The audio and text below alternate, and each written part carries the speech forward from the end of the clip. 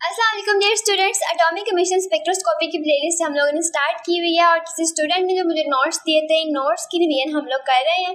तो स्टूडेंट्स इसी प्लेलिस्ट को कंटिन्यू करते हैं। अगर इसकी प्रीवियस वीडियो तो आपने देखनी है तो आपको उन वीडियोस का लिंक डिस्क्रिप्शन में मिल जाएगा, तो पहले जाके उन वीडियोस को लाजमी देख लीजिएगा।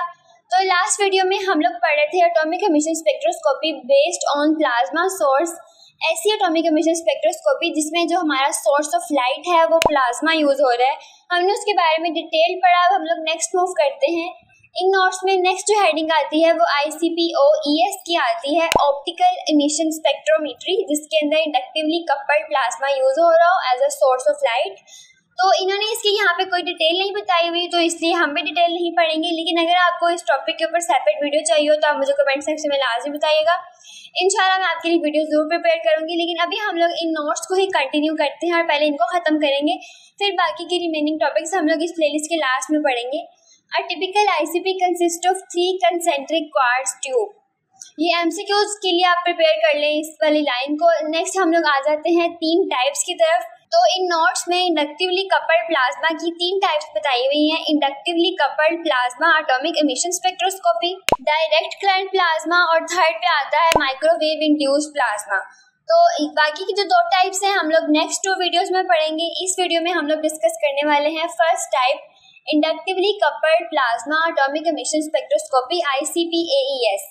तो स्टूडेंट्स वीडियो को स्टार्ट करते हैं और इन नोट्स को ही हम लोग लेके चलेंगे।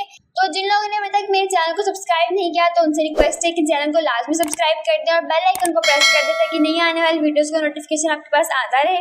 तो स्टूडेंट्स कंटिन्यू करते हैं इस वीडियो को। फर्स्ट ऑफ ऑल आ जाता है इंट्रोडक्शन हमारे पास। इसके आपने पॉइंट्स बना लेने हैं। फर्स्ट पॉइंट यहाँ पे आ रहा है कि inductively coupled plasma atomic emission spectroscopy एक एनालिटिकल टेक्निक है जिसको हम लोग एलिमेंट्स की डिटेक्शन के लिए यूज़ करते हैं।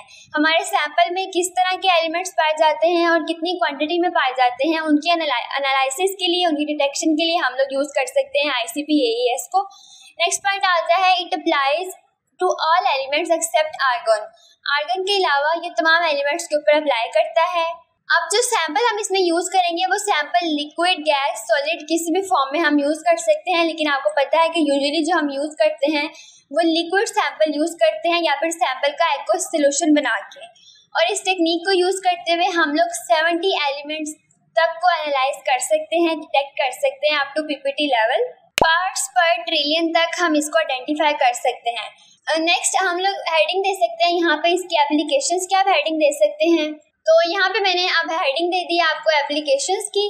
मूव करते हैं। ये इंपॉर्टेंट टेक्निक है जो कि हमारी एनालिटिकल लेबोरेटरी, मेटलर्जी के अंदर, जियोलॉजी के अंदर, इन्वायरमेंटल, एग्रीकल्चर, इंडस्ट्रियल और बायोलॉजिकल फील्ड्स में इसको हम यूज़ करते हैं। और सब फील्ड्स में हम इसको यूज़ किस पर्पज़ के लिए करते हैं, अपने एलिमेंटल एनालिसिस के लिए।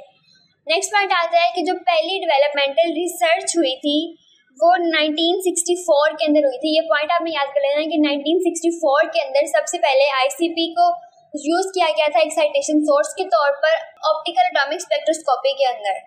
नेक्स्ट पॉइंट आता है कि 1970 के अंदर इसको नेक्स्ट टाइम यूज़ किया गया। पहली बार कमर्शियली इसको हमने यूज़ किया इस इंस्ट्रूमेंट को 1970 के अंदर, और तब इसने रीजनरेट किया interest of researcher in emission spectroscopy. उसके बाद एमिशन स्पेक्ट्रोस्कोपी में रिसर्चर जो है उनका फोकस ज़्यादा हुआ इसके इंट्रोड्यूस कराने के बाद। नेक्स्ट पॉइंट आता है कि इस टेक्निक की पॉपुलैरिटी इस वजह से थी क्योंकि ये मल्टीपल एलिमेंट की एनालिसिस कर सकती थी एक टाइम के अंदर। इसकी रेंज वाइड थी और इसकी जो कंसंट्रेशन रेंज थी वो एक ही सैंपल के अंदर थी। मतलब ये कि एक सैंपल के अंदर डिफरेंट एलिमेंट्स की एनालिसिस कर सकती थी ये वाली टेक्निक। तो इस एडवांटेज की वजह से जो साइंटिस्ट थे वो इसकी तरफ आए, उन्होंने आके फिर इसके ऊपर एनालिसिस करना, इसके ऊपर एक्सपेरिमेंट करना शुरू कर दिए। नेक्स्ट हमारे पास जो पॉइंट आता है यहाँ पे भी आप लोग हेडिंग बना सकते हैं, limitations of atomic absorption spectroscopy over atomic emission spectroscopy ICP।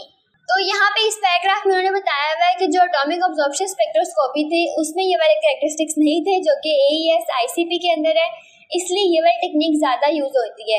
उसके अलावा इसमें हाई टेम्परेचर होता है और इनर्ट आर्गन एटमॉस्फेयर यूज़ की जाती है, जिसकी वजह से जो इंटरफेरेंसेस होती हैं हमारे एनालिसिस के दरमियान वो भी स्टॉप कर जाती हैं। तो ये वाले इसकी जो एडवांटेजेस हैं ओवर एटॉमिक अब्जॉर्प्शन स्पेक्ट्रोस्कोपी वो आ जाती हैं।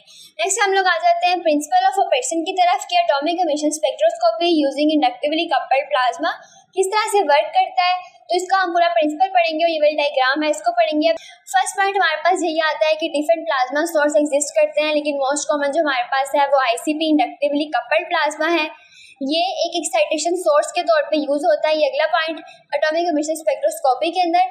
अब ये एक आर्गन प्लाज्मा है, इसके अंदर हमने आर्गन गैस यूज की गई है, मतलब आर्गन गैस को बर्न करके उसको हाई टेम्परेचर प्रोवाइड करके ही वाला प्लाज्मा जनरेट किया गया है और उसके बाद उसको एटमॉस्फेरिक प्रेशर के अंदर रखा गया है और इसके अंदर radio frequency electromagnetic radiations provide की गई हैं। इसमें इलेक्ट्रोमैग्नेटिक फील्ड भी है, रेडियो फ्रिक्वेंसी जनरेट करने का भी एक इंस्ट्रूमेंट है और इसके अंदर इंडक्टिव कपलिंग भी की गई है। तो अब नेक्स्ट पॉइंट आता है हमारा इसकी इंस्ट्रूमेंटेशन का। तो ये वाला पॉइंट ज़्यादा इंपॉर्टेंट है, इसको आपने गौर से समझना है। इसमें पार्ट्स कौन से आते हैं? सबसे पहले एक हमारे पास गैस जो है वो हम यूज़ करें, गैस फ्लो जो एक्सिली पड़ा हुआ है थोड़ा क्वार्ट्ज ट्यूब। दूसरा इंस्ट्रूमेंट हमारे पास आता है क्वार्ट्ज ट्यूब का। तो दो इंस्ट्रूमेंट यहाँ पे हो गए, surrounded by 3 to 4 turns of induction coil. अब यहाँ पे तीसरा इंस्ट्रूमेंट आ गया कि पहले हमारे पास एक गैस फ्लो कर रही है, ट्यूब के साथ साथ गैस फ्लो कर रही है और उस ट्यूब के ऊपर 3 से 4 टर्न इंडक्टिव कॉइल ने की हुई है और वो कॉइल एक आरएफ जनरेटर से कनेक्ट हुई हुई है। तो ये वाले इसके बेसिक इंस्ट्रूमेंट्स हैं। इनके पॉइंट्स आप लिख सकते हैं कि 4 तरह के इंस्ट्रूमेंट्स इसमें यूज़ हो रहे हैं। एक यहाँ पे गैस यूज़ हो रही है, एक क्वार्ट्ज ट्यूब यूज़ हो रही है, एक इंडक्शन कॉइल यूज़ हो रही है और एक आरएफ जनरेटर यूज़ हो रहा है। नेक्स्ट हम लोग आते हैं इसकी डायग्राम। पहले अगर आप देख लें तो यहाँ पे इसी डायग्राम को एक्सप्लेन किया गया है। ये हमारे पास एक क्वार्ट्ज ट्यूब है और क्वार्ट्ज ट्यूब के अंदर इसके साथ साथ ही गैस फ्लो करती है और क्वार्ट्ज ट्यूब के ऊपर राउंड हुई होती है हमारे पास इंडक्शन कॉइल और एक आरएफ जनरेटर प्रोवाइड किया हुआ है इसके अंदर। तो वो सब चीज़ें हम लोग यहाँ पे पढ़ते हैं। The standard frequency of which RF energy is normally supplied are 27.1 megahertz or less commonly 40.08 megahertz, generating power output between 0.5 से 2 kilowatt। तो इसके भी आपने 2 पॉइंट्स बना लेने हैं कि जो इनपुट फ्रीक्वेंसी यहाँ पे यूज़ हो रही है वो 2 तरह की फ्रीक्वेंसी यूज़ होती हैं, 27.1 मेगाहर्ट्ज़ की या फिर 40.08 मेगाहर्ट्ज़ की, जबकि जो आउटपुट पावर हमें मिल रही है वो भी 2 तरह की यहाँ पे मिल रही है, 0.5 या फिर 0.5 से 2 किलोवाट्स के दरमियान।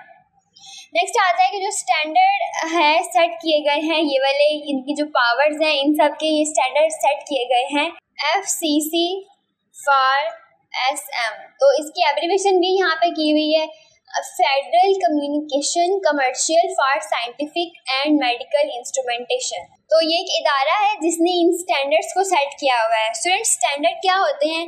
जिस तरह एक फिक्स क्वांटिटी कर दी जाती है, जैसे हम लोग मार्केट में जाते हैं सब्जी वगैरह लेने के लिए तो वहाँ पे एक स्पेसिफिक पत्थर होते हैं कि ये 1 किलो का पत्थर है, 2 किलो का पत्थर है। अब हमें कैसे पता, या दुकानदार को कैसे पता कि ये वाला पत्थर 1 किलो का है?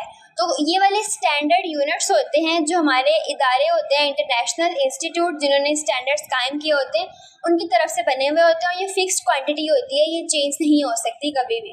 नेक्स्ट पॉइंट आता है कि high frequency current up to 100 ampere flows in the water cooled copper induction coil generating oscillating magnetic field whose lines of force are oriented axially inside quartz। तो अब हम लोग डायग्राम में जाते हैं। यहाँ पे इंडक्शन कॉइल जो है उन्होंने रैप किया हुआ है हमारी क्वार्ट्ज ट्यूब को। उन इंडक्शन कॉइल्स के दरमियान में से एक हाई फ्रीक्वेंसी का करंट पास होता है 100 एम्पेयर्स का, और जैसे ही करंट पास होगा तो वहाँ पे एक मैग्नेटिक फील्ड वो प्रोड्यूस करेंगे। जो मैग्नेटिक फील्ड होगी उनकी लाइंस हमारी क्वार्ट्ज ट्यूब के बिल्कुल एक्सिली होंगी, मतलब उनके साथ साथ चल रही होंगी tube and follow close elliptical path outside the tube. और ट्यूब के गिर्द जो ये एलिप्टिकल पाथ आ रहा है, ओवल सा पाथ, इसको फॉलो करेगी। तो आई होप सो स्टूडेंट्स कि ये वाली डायग्राम आपके लिए अंडरस्टैंडेबल होगी। इसको आप 1-2 बार ड्रा कर लीजिएगा, बहुत ईजी है। अगर आपकी कोई भी कंफ्यूजन हो तो मुझसे कमेंट सेक्शन में लाजमी पूछिएगा।